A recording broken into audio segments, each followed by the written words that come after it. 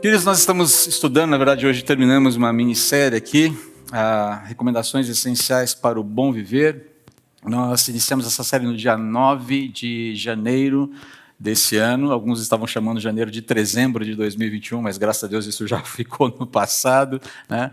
Nós estudamos essas recomendações a partir do capítulo 3 de Provérbios, versículos 1 a 12. Expandimos esses itens, esses 4 pontos, essas 4 recomendações nos domingos subsequentes. Expandimos a primeira recomendação: nutra um coração ensinável, interessado em Deus, sua palavra e aberto a seus agentes, usando o exemplo do rei Salomão ali no livro de 1 Reis. A segunda recomendação: nutra um coração sóbrio, humilde e confiante em Deus, disposto a ser orientado por Ele. Também foi expandida com o exemplo do líder do louvor, Asaf, ali no Salmo 73. Semana passada expandimos a terceira recomendação: nutra um coração disposto a honrar a Deus com o melhor das suas posses, mirando no exemplo da viúva pobre, elogiada por Jesus, ali em Lucas capítulo 21, com um texto análogo ali em Marcos, no Evangelho de Marcos capítulo 12. Todas essas pregações estão disponíveis no YouTube, você pode assisti-las se interessar. E hoje nós expandiremos a última recomendação de Provérbios: nutra um coração aberto à correção de Deus, contando sempre com sua graça para recomeçar. Tema um pouquinho mais delicado. Quero retomar aqui rapidamente o texto de Provérbios, capítulo 3, que dá a gênese para esse estudo expandido desse domingo. Capítulo 3, Provérbios, versículos 11 e 12, diz assim: meu filho, não rejeite a disciplina do Senhor. Não desanime quando Ele o corrigir. Pois o Senhor corrige quem Ele ama, assim como o pai corrige o filho a quem Ele quer bem. Vamos orar? Pai, falar sobre disciplina é sempre algo complexo na vida da igreja, ainda mais nos dias atuais. A gente não gosta muito dessa palavra, do que ela encerra muitas vezes. Talvez por incompreensão, talvez por experiências dramáticas vividas, talvez por percepções, histórias para contar que não são muito positivas. Eu clamo ao Senhor que nesse momento, por favor, nosso coração seja domesticado pelo Teu Espírito Santo. E que nós sejamos, nosso entendimento seja levado cativo à Tua presença, para que nós sejamos educados pela Tua palavra. E vejamos que todo o movimento disciplinar do Senhor visa o nosso bem, visa, ó Pai, a nossa edificação e não a nossa destruição. Deus, por favor, nos ajude, porque cada um aqui tem uma história, cada um chega nesse domingo com inquietações, com as suas aspirações, com os seus desejos, com os seus anseios. E gastar uma mensagem para falar de disciplina talvez pode ser muito maçante, muito opressivo para alguns, mas eu clamo ao Senhor, por favor, que Teu Espírito faça essa obra que só o Senhor pode fazer, de alcançar e mostrar que no final de toda essa história existe um Deus misericordioso que ama de verdade, que está preocupado, interessado de verdade em cuidar de cada um dos seus filhos. Essa é a questão maior aqui. E a ideia é que a gente se abra para esse movimento do Senhor. Nos ajude, por favor. Nosso coração tende a ser bastante seletivo no que diz respeito ao aprendizado. E eu peço ao Senhor que nos ajude a nos abrirmos para algo que muitas vezes de cara a gente não quer ouvir. Tem misericórdia de todos nós. Usa-me como vaso pequeno que sou. Tem misericórdia de mim, por favor. Porque eu também luto muito com esse tema. Também ele me desafia muito. E como desafia. Então, ao falar sobre ele, eu me coloco como alguém que também precisa aprender a ter essa disposição, pela qual eu clamo nesse momento em nome de Jesus. Amém. A vida precisa de ordem. A vida precisa de ordem. E por mais que isso contrarie o Calvin, a realidade continua atrapalhando a minha vida. E grande parte das pessoas atualmente, essa é uma verdade inescapável. A vida precisa de ordem. Quer ver um exemplo? Ajustes na rotina da vida pré-pandêmica para a vida pandêmica. Deu trabalho ou não deu trabalho? Está dando trabalho ainda. É um negócio complexo, um negócio que exige, um negócio que cansa a gente. Por quê? Mas por que você fez esses ajustes? Porque a vida precisa de ordem, a gente precisa diminuir essa tensão que causa caos na nossa vida. E é com essa verdade aqui que o pastor Thabit Anyabwile nome estranho, né? Mas ele é um dos pastores da igreja Capitol Hill, nos Estados Unidos, especializado, na verdade, o cuidado dele é com plantação de igrejas. É com essa frase aqui, a vida precisa de ordem, que ele inicia um dos capítulos desse livreto aqui, o que é um membro de igreja saudável. Fiquem atentos, isso aqui vai aparecer na vida da CBMOEMA em breve. Escola Bíblica 2022, vem aí, com a graça de Deus. E esse livreto aqui vai ser... cadê o nosso amigo Sandro? Cadê o Sandro? Sandro, você normalmente está aqui na frente. Sandrinho, ó, estamos aquecendo os motores aqui, a equipe docente da igreja está se preparando aqui para a gente fazer uma incursão nesse livro, creio que vai ser muito positivo. Se você quer discutir questões de governabilidade da igreja lá para frente, isso é um assunto que também está na pauta da igreja, se você quer discutir estatuto da igreja lá na frente como membro, você vai ter que fazer esse curso, senão você não vai ser convidado para discutir essas coisas. Bíblia. Quer dizer, não é a Bíblia, mas discute questões essenciais para a vida dentro da igreja na Bíblia. Mas, enfim, o Tabit ele começa um dos capítulos do livro que, curiosamente, se chama Um Membro de Igreja Saudável Busca a Disciplina. É o capítulo que você não quer ler, né? Você olha e fala, vamos pular. Mas ele diz assim nesse livro, um trechinho só desse capítulo, tá? A vida precisa de ordem. Essa é uma verdade frequentemente esquecida ou ignorada. A fim de crescer e florescer, toda a vida precisa de ordem. Portanto, o caos é inimigo do crescimento. Desorganização, desordem e falta de atenção introduzem geralmente um tipo de instabilidade que enfraquece em vez de fortalecer. Onde não há ordem, provavelmente haverá pouco em tal ambiente que sustente e produza desenvolvimento. Ora, ordem também é necessária nas coisas espirituais. Sem o estabelecimento de rotinas, limites e padrões, o florescimento espiritual não acontecerá ou será casual. Essa ordem necessária em todos os aspectos da vida, mencionada aqui pelo pastor Tabit, é fruto de disciplina. Simples assim. Agora, essa é uma palavrinha, como eu disse há pouco, que causa uma certa urticária na vida da igreja. Aliás, dentro e fora das igrejas. E nas igrejas, muitas vezes, causa um certo tremor por conta de algumas histórias que a gente conhece, por conta de algumas experiências, muitas vezes, que a gente já viveu. Enfim, é um assunto meio complicado. Mas talvez, eu creio que grande parte desse desconforto advém do fato de disciplina ser normalmente ou recorrentemente associada à ideia, e como a gente já sabe, à prática muitas vezes, de punição, de castigo ao invés dos seus propósitos bíblicos reais. Disciplina tem propósito bíblico real. E qual é o propósito? Bom, vamos aqui recorrer a um texto que a gente já conhece bastante. Vimos no ano passado na série sobre 2 Timóteo, e vira e mexe ele está batendo nas nossas pregações aqui, porque é um texto central da doutrina cristã. Toda a Escritura é inspirada por Deus e útil para nos ensinar o que é verdadeiro e para nos fazer perceber o que não está em ordem em nossa vida. Ela nos corrige quando erramos e nos ensina a fazer o que é certo. Deus a usa para preparar e capacitar seu povo para toda boa obra. Perceba aqui as duas ênfases do texto: ensino e correção, disciplina formativa e disciplina corretiva. Deus disciplina, é isso que esse texto está falando. Deus disciplina, ele usa toda a Escritura para formar, para ensinar os seus princípios, para ensinar os seus parâmetros, comunicar os seus parâmetros, apresentar as suas ordenanças, que, se observados, ordenam a vida. Ok? É isso. Mas, por outro lado, ele também usa a palavra é usada por Deus para corrigir. Reparar as desordens de quem se volta para Ele e para a sua palavra, a fim de reorganizar a sua vida. Formação, correção. Ensino, correção. Essa ideia está presente quando a gente fala de disciplina na vida da igreja. Essas são as ênfases, esses são os focos da disciplina bíblica, comunicadas claramente por Paulo aqui em 2 Timóteo. Capítulo 3, versículos 16 e 17. Agora, eu não sei se você já reparou que existe uma relação muito interessante, muito bonita, na verdade, nos ensinos de Provérbios, no capítulo 3, que a gente vem estudando desde o início de janeiro, expandindo para outros textos, né? Com esse texto de 2 Timóteo. Porque tanto a disciplina formativa, aquela que visa ensinar, quanto a disciplina corretiva, exigirão de nós corações ensináveis, corações confiantes em Deus e corações que honram a Deus.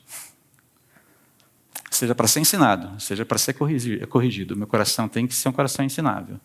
Ele tem que confiar no Deus que ensina e que corrige.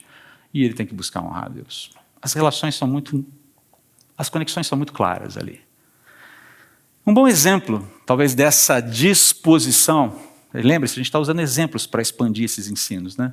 Um bom exemplo dessa disposição é exemplificada, aos meus olhos, pelo profeta Daniel como pessoa, mas especificamente pela oração que o profeta Daniel fez e que foi lida pela Marina agora há pouco aqui.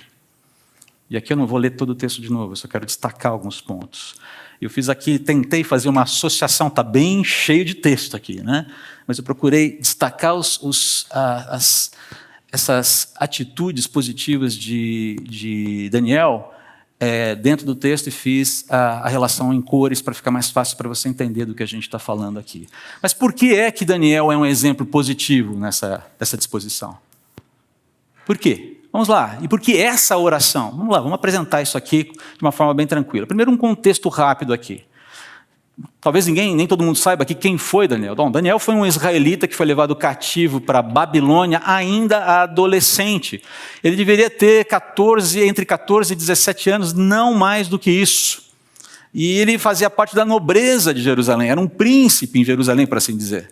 E ele foi levado cativo no final do século 7 a.C., junto com aquela massa mais nobre da cidade, depois que Jerusalém capitula diante de Nabucodonosor.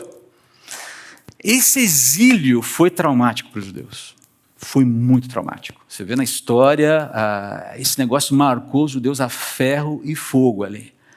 E foi fruto, como a gente viu no texto, na oração aqui de Daniel, foi fruto de disciplina corretiva de Deus. Veja bem, eu não estou falando de disciplina punitiva, estou falando de disciplina corretiva. Ok? Vamos mudar os termos aqui, vamos tomar cuidado com os termos. E isso aconteceu depois de muitas oportunidades para que a nação de Israel, se arrependesse dos seus erros e se voltasse de novo para Deus. Não foi uma coisa que aconteceu do dia para a noite. Foi bola cantada. Foi, gente, vocês não estão fazendo o que é... Gente, presta atenção, olha... Vai acontecer, aconteceu. E Daniel virou um cativo, um prisioneiro palaciano, foi servir na corte de Nabucodonosor, mas ainda assim era um prisioneiro, ok? Um prisioneiro chique, mas um prisioneiro. Isso é um fato da vida dele ali. E na Babilônia, né, desde cedo, né, se você lê lá o livro de Daniel, a primeira parte, a parte mais histórica dele, a parte da vida, é muito bonito de ler a atitude, a postura de Daniel, ainda jovem, um adolescente que era sério com Deus. Ele vai florescer como um administrador público excepcional e um dos grandes, talvez um dos maiores profetas de Deus no Antigo Testamento. A história dele vai ser marcada por essas duas características. Alguém que honra a Deus servindo publicamente e alguém que honra a Deus sendo um arauto das revelações de Deus para o seu povo aí. E essa oração de confissão e súplica de Daniel, que tinha cerca de 80 anos no momento em que faz essa oração, veja bem, ele chegou em Babilônia, ou na Babilônia, adolescente. E aqui, ele está com cerca de 80 anos. Olha a quantidade de tempo que já passou, quase 70 anos. Presta atenção porque essa informação é importante. Quando ele faz essa oração, ele tem quase 80 anos. E essa oração revela as disposições de um coração realmente aberto à correção de Deus. Daniel mostra essa disposição. Alguém que está acolhendo a correção de Deus, está entendendo os propósitos de Deus, os movimentos de Deus. Depois de quase 70 anos, depois de quase 70 anos de cativeiro na Babilônia. O que é interessante, Daniel, aqui, que o primeiro ponto que eu marquei aqui em lilás, né, ele busca discernimento e orientação de Deus em sua palavra revelada para entender o que está acontecendo. Essa é a primeira marca de um coração aberto à correção de Deus. Perceba que ele vai buscar nas palavras do profeta Jeremias, ele vai tentar de onde vem, por que isso está acontecendo, qual é a razão disso tudo que a gente está vivendo.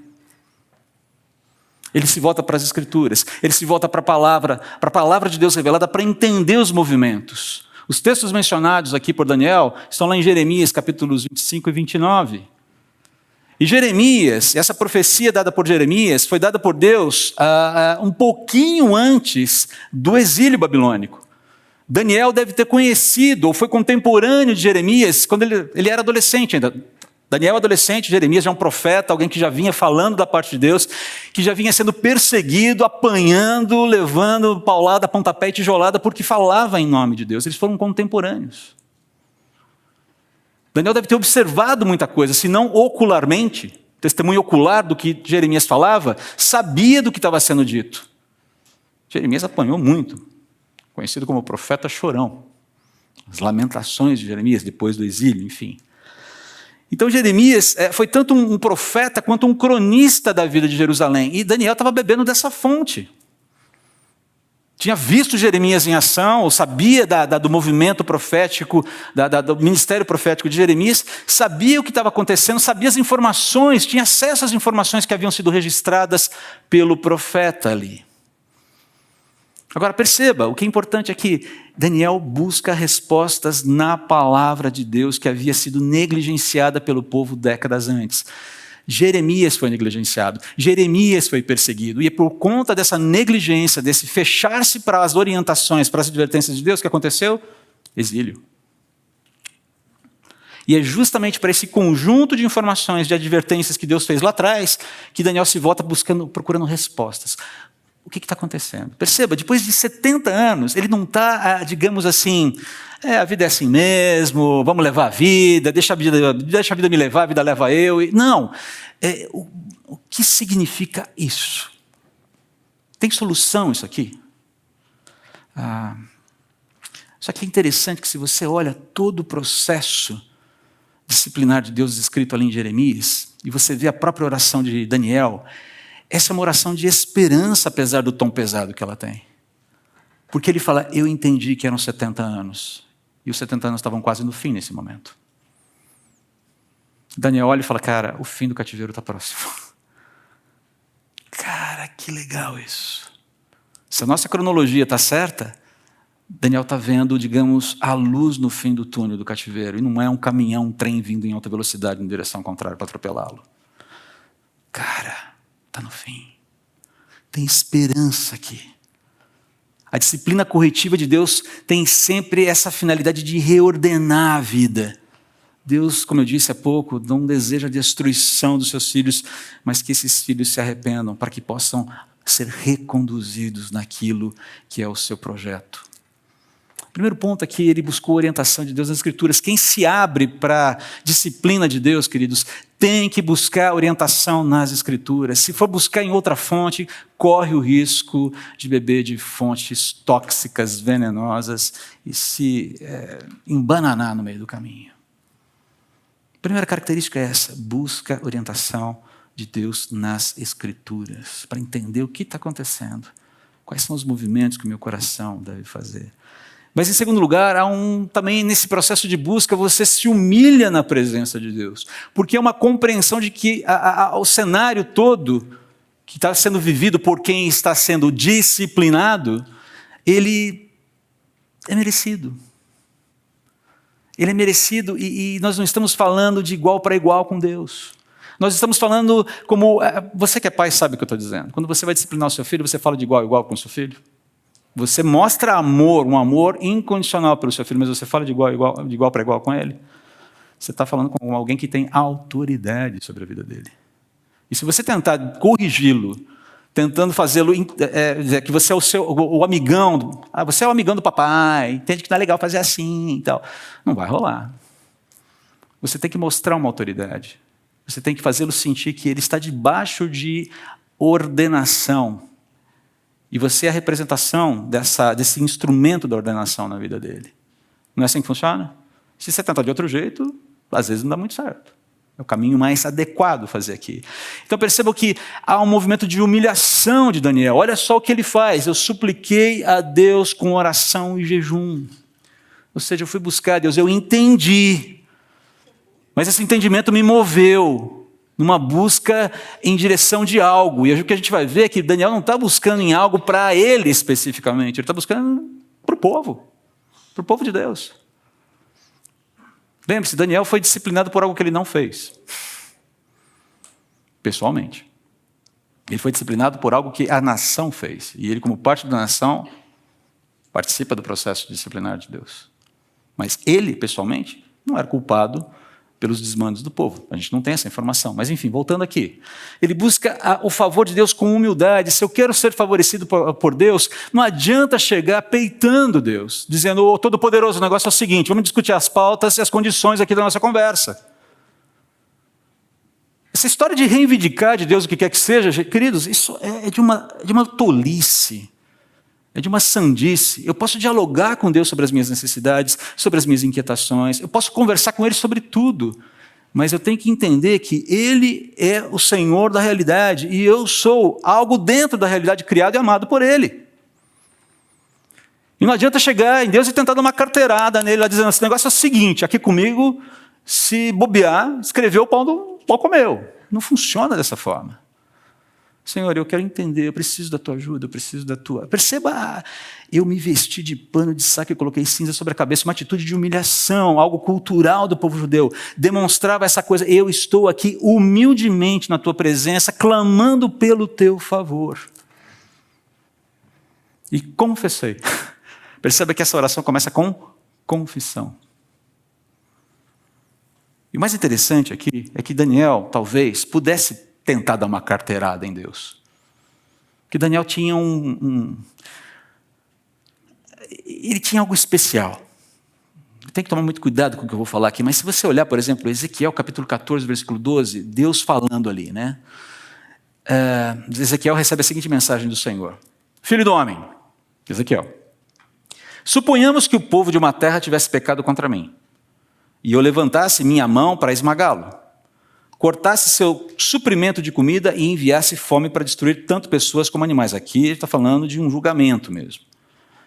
Mesmo que Noé, Daniel e Jó estivessem ali, sua justiça, ou seja, a justiça de um desses três, ou desses três juntos, não salvaria ninguém, a não ser eles mesmos, diz o Senhor soberano. Sabe qual é o detalhe interessante desse texto aqui?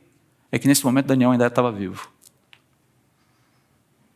Olha a palavra de Deus sobre um homem que ainda está vivo e ainda poderia pisar na bola. Daniel não usa essa... Deus, eu tenho um pedigree aqui, sabe como é? Meu pedigree espiritual é fantástico. Eu me reúno com o Senhor 3 vezes ao dia. Eu quero usar o meu pedigree, toda a minha influência com a Trindade para fazer algumas reivindicações em torno do meu povo. Não rola isso. Ele se apresenta como um pecador qualquer, que precisa ser acolhido por Deus com a misericórdia e a graça de Deus. Apesar do grande apreço que Deus tem por Daniel, e ele sabe que ele é amado, isso é comunicado para ele em algum momento, de uma forma muito clara, ele tem essa disposição de se colocar como alguém que precisa da misericórdia e da graça de Deus, tanto quanto qualquer um de nós. O segundo ponto aqui, buscou o favor de Deus com humildade. Quem se abre, quem quer se abrir para a disciplina de Deus, busca a orientação de Deus nas Escrituras, abre-se, busca o favor de Deus com humildade. Mas na sequência tem um outro elemento muito interessante aqui. Ele foi empático, responsável e envergonhou-se. O que a gente quer dizer aqui? Daniel não olhou para a realidade e disse, olha, o problema é da nação, eu não tenho nada a ver com isso. Na verdade, eu fui vítima desse treco. Ele foi empático com a situação da nação. O problema é nosso. O problema é tanto meu quanto de qualquer outro israelita. Ele não chegou e falou assim, olha, quer saber o seguinte? Não fiz nada, tá? Não fui eu. Já ouviu esse não fui eu alguma vez? Quem? Não sei. Não fui eu. Saída pela esquerda, saída pela direita, saída pelo lado mais fácil, mas eu não vou admitir. Fala, nós, o tempo todo, nós. E você olha para as declarações de Daniel e fala, cara, mas ele não fez isso. Ele não viveu ativamente na geração que causou esse movimento de exílio. E, no entanto, ele está chegando agora e está falando, pô, nós.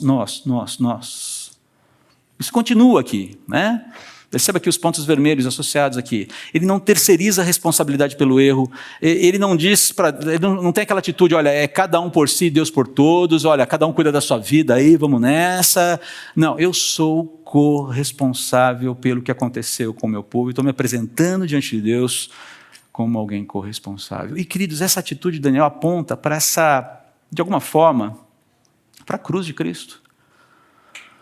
Deus não é responsável pelo meu pecado, pelo seu pecado. No entanto, Ele se faz pecado em meu lugar para que nós sejamos reconciliados com Ele. É essa a essência da obra da cruz, não é verdade?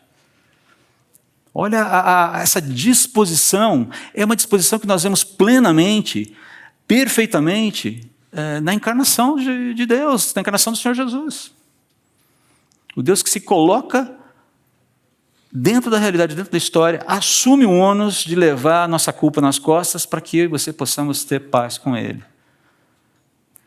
De certa forma, a atitude de Daniel, ela já meio que aponta para essa disposição, que é uma disposição divina.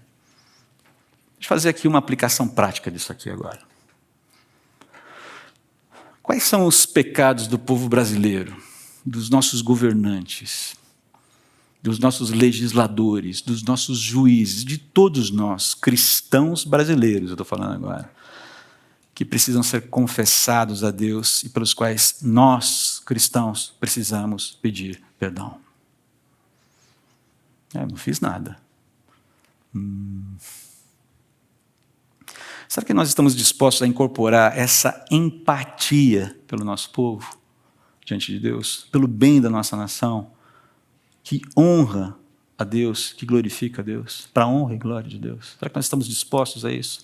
Será que nós estamos dispostos a nos declarar corresponsáveis pela corrupção, pela mentira transformada em verdade, seja lá de onde ela venha, pela verdade transformada em mentira, seja lá de onde ela venha, pela polaridade, pela politização e judicialização de quase tudo, entre tantos outros males aí que a gente vive condenando?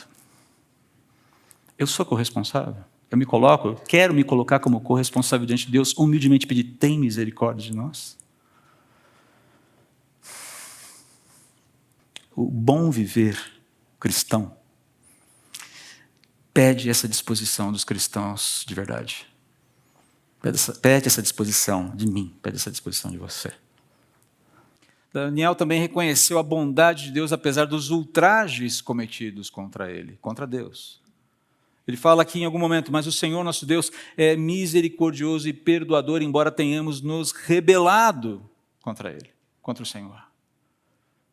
Perceba aqui que se trata de Deus não nos retribui, nunca nos retribui segundo as nossas próprias faltas. Se fosse isso, queridos, a gente estaria bastante enrolado. Você sabe disso. Se Deus fosse trabalhar comigo e com você, na frequência que nós trabalhamos com Ele, se Deus fosse demonstrar, fosse exercer misericórdia, fidelidade conosco, baseado na nossa fidelidade, na nossa misericórdia, ou seja lá o que for, você sabe que a gente teria alguns problemas aí. Não é assim que funciona. Não é assim que funciona. Esses dois tópicos continuam bastante interessantes. Ele percebe, olha, veja só, não obedecemos, não seguimos as leis, todo Israel desobedeceu, ou seja, todos nós fazemos parte desse movimento pelo qual nós oramos agora, fazendo uma transposição para a realidade do próprio Brasil. Mas ele continua o tempo todo reconhecendo a bondade de Deus, apesar de ele ter sido ultrajado. Tu cumpriste tua palavra e fizeste conosco e com os nossos governantes exatamente como havias advertido. Veja bem, Deus cumpre aquilo que Ele fala. Isso é positivo? É claro que é. A advertência é uma forma de amor, é uma forma de bondade. Se você agir dessa forma, você vai ser beneficiado. Se você não agir, você vai ser punido ou corrigido, usando a palavra correta. Esse movimento de Deus é um movimento de bondade, de advertência. A gente não gosta de ser advertido, né? A gente não gosta de... André, você está prestando atenção? Você está ligado no que vai acontecer? Cara, não faça assim, faça assim. Isso é um movimento de bondade. De alguém que se preocupa de fato. Nós precisamos aprender a ouvir as pessoas que nos amam. Filhos, ouçam seus pais. Maridos, ouçam suas esposas. Esposas, ouçam seus maridos. Irmãos, ouçamos uns aos outros.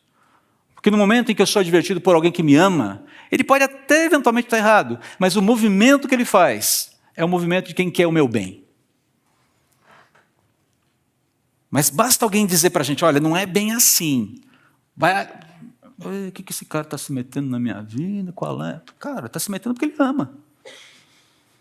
Santa intromissão. É assim que o reino de Deus funciona. Mas é interessante que Daniel continua aqui, preciso seguir em frente. Ele reconheceu o direito de Deus reagir aos ultrajes cometidos contra ele. Deus tem esse direito. De dizer, não é assim que deve ser. E eu quero dizer que no momento em que você não agiu da forma como eu disse que você deveria agir, você me ofendeu. Nós sabemos o que ofendeu um papai e uma mamãe, não sabemos? Eu lembro quando eu tinha 5 anos de idade. Lá vem André com suas histórias, as suas marotices de petis. Mas é bom de contar, né? 5 ou 6 anos de idade. Morávamos em Araraquara. E nós tínhamos uma casa muito interessante, ela tinha quintal por todos os lados, né? Era um quintalzão, né? Cercando toda a casa. E um dia minha mãe deu uma ordem para mim. André, faça isso. Eu não me lembro o que foi, mas eu me lembro que eu falei na sequência. Eu falei baixinho, só para eu ouvir. Cala a boca. Mas o ouvido da minha mãe pegou, captou. O que se seguiu foi assim, as prévias das Olimpíadas mais próximas daquele evento. Eu saí num pinote e minha mãe saiu atrás. Foram acho que umas 3 ou 4 voltas em torno da casa, porque eu tinha um pique tanto, e minha mãe já não era, mas ela me pegou. Eu não cruzei os 100 metros rasos primeiro que ela. E naquele momento ela ria e brava ao mesmo tempo, eu vou apanhar ou ela vai achar legal o que aconteceu agora? É óbvio que eu fui disciplinado. E eu lembro das palavras dela até hoje. André, nunca mais me mande calar a boca, e muito menos ao seu pai. Nós somos seus pais, você nos deve respeito. Eu fiz muitas outras artes, queridos, mas nunca mandei mais ninguém calar a boca em casa. Os meus irmãos, né, Lu? Os irmãos, cala a boca. Mas meu pai e minha mãe nunca mais. Entendeu o ponto? Eu ofendi a dignidade, a autoridade dela. Nunca mais. E ali estava uma pessoa que eu amava e continuei amando, apesar de ter me dado uma boa sova naquele dia. Ai, o meu fofo doeu aquele dia. Nunca mais esqueci a lição. Nunca mande o seu pai e sua mãe calar a boca. Você, filho, não tem direito de fazer isso. Isso é desonrar pai e mãe. E último ponto aqui, ou penúltimo ponto. Daniel reconheceu também a bondade de Deus e clamou por sua misericórdia. É um outro movimento de quem pede, que está aberto à disciplina de Deus, à correção de Deus. De acordo com a tua justiça, Senhor, desvia a tua ira. Furiosa de Jerusalém, tua cidade e teu santo monte. O Senhor tem todo o direito de estar furioso, Senhor. O Senhor tem todo o direito de disciplinar, mas por favor, desvia.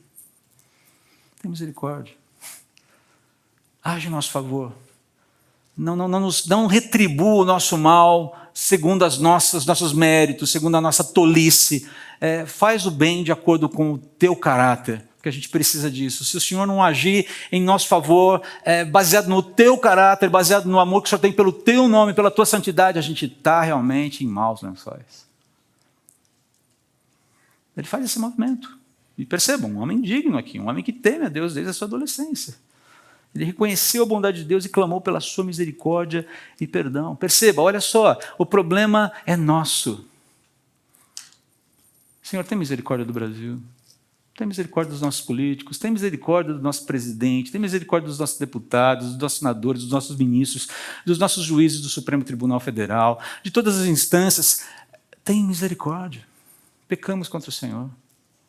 Somos merecedores do teu juízo. Tem misericórdia. Tem misericórdia.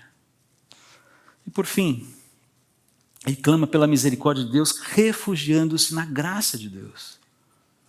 Perceba o que ele faz, o movimento final de Daniel é muito importante aqui. Ele clama a Deus, inclina-te, ou seja, vem em nossa direção. Sabe aquela coisa de vir em socorro, de estender a mão? Aquela ideia do Salmo 40. Esperei confiantemente no Senhor e Ele se inclinou para mim. Por quê? Porque eu não tenho condições de ir até Ele. Ele tem que vir em meu socorro. Ele tem que se abaixar para me resgatar. Inclina-te, ouve-me. E a gente está ouvindo isso de um homem digno, piedoso. Alguém que diz, fala assim, não é a minha piedade que me eleva até Deus, é a misericórdia dele que vem até mim. Fazemos esta súplica por causa da tua misericórdia. Ó Senhor, ouve. Ó Senhor, perdoa. Ó Senhor, atende-nos e age. Ouve a súplica, perdoa as nossas transgressões, atende-nos nas nossas necessidades, segundo as tuas muitas misericórdias. Age no nosso meio, Senhor. E por causa de ti mesmo, não te demores, ó meu Deus. Não te demores. Esse é o exemplo de alguém que está absolutamente escancarado para a disciplina de Deus, cujo coração quer receber a orientação, o direcionamento que só Deus pode dar. Queridos, a vida precisa de ordem. O bom viver vai requerer disciplina. Fechando aqui a nossa minissérie, nós precisamos mais do que nunca da ação do Espírito em nós, nos capacitando a sermos ensináveis, a confiarmos em Deus, a despeito das muitas lutas que temos. E a confiança, ela é trabalhada, ela é pensada. Honrá-lo com tudo aquilo que Ele tem nos dado, priorizá-lo, buscar em primeiro lugar o reino de Deus e a sua justiça. E ser aberto à sua correção, sempre que necessário. Tanto, não só a sua disciplina formativa, mas também a sua disciplina corretiva sempre que necessário. E ela virá. Ela virá. Por um único motivo. Eu e você estamos em construção. Estamos num processo de aprendizado contínuo de viver com Deus. Só não é corrigido quem é perfeito. E fora Jesus eu não conheço mais ninguém. Fora o próprio Deus eu não conheço mais ninguém. Chegaremos lá. Haverá um dia em que não seremos mais corrigidos. Que já estaremos, a obra do Senhor estará consumada em nós. Alcançaremos a estatura de varão perfeito, como diz a Bíblia. Já pensou que é não ter mais pecado? Não é ser mais reeducado, reordenado? Mas até lá, sejamos ensináveis, confiemos, honremos e abramos o nosso coração, a nossa vida para as muitas intervenções de Deus, sempre que necessário. Cuidando, tendo esse checklist, na verdade, que Daniel utilizou. Esses itens que são tão preciosos e que aparecem de uma maneira tão bonita nessa oração. Vamos orar? Senhor, não está em nós essa disposição. Mas eu te agradeço que o Espírito que habita em cada um dos teus filhos nos capacita a isso, nos habilita a esse movimento. Obrigado por termos exemplos tão claros nas Escrituras de como fazer isso. De nos mostrar também de maneira tão evidente que isso é possível. De que o Senhor é um Deus acessível que quer, sim, a edificação dos seus filhos através do ensino e muitas vezes através da correção. Que nos abramos para o Senhor sempre, lembrando que estamos em boas mãos. Muito embora, em alguns momentos, o vale seja bastante assustador. O pastor está presente. Ajude-nos a lembrar sempre disso. Em nome de Jesus. Amém.